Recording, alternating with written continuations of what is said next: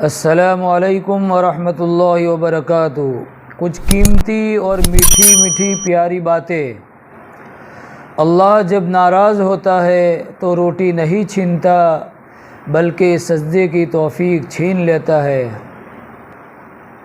اللہ دنیا کی دولت سبھی کو دیتا ہے، جس کو پسند کرتا ہے اس کو بھی اور جس کو پسند نہیں کرتا اس کو بھی، مگر دین کی سمجھ اسی کو دیتا ہے جسے اللہ پسند کرتا ہے۔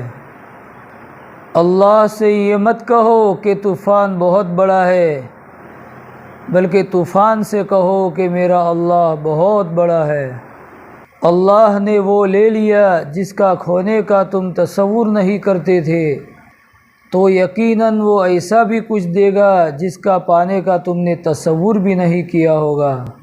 میں اپنا ہر غم اللہ کو بتاتا ہوں، کیونکہ میرے غموں کا علاج میرے اللہ کے پاس میں ہے۔ اللہ نے انسان کو دل دیا ہے مگر اس کا سکون اپنے پاس رکھا ہے، اور فرمایا یاد رکھو سکون صرف اللہ کی یاد میں ہے۔ قرآن پڑھتے ہوئے ایسا لگتا ہے جیسے کہ وہ دلاسا دے رہا ہے کہ میں ہوں نا تمہارے ساتھ۔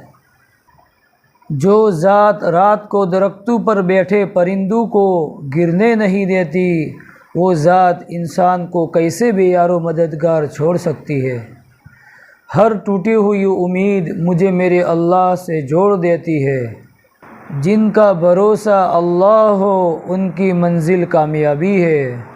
نماز کی تو وہ شان ہے جو روک دیتی ہے طواف کعبہ کو، تو تیرے کاروبار کی کیا اوقات ہے جس کے لیے تو چھوڑ دیتا ہے نماز کو۔ کچھ دولت پہ ناز کرتے ہیں، کچھ صورت پہ ناز کرتے ہیں، جن کے ہاتھوں میں دامن مصطفیٰ ہو وہ امتی ہونے پر ناز کرتے ہیں۔ حرام کی کمائی سے بچیے۔ حرام کی کمائی اگرچہ شکلیں نہیں بگاڑتی مگر نسلیں ضرور بگاڑ دیتی ہے۔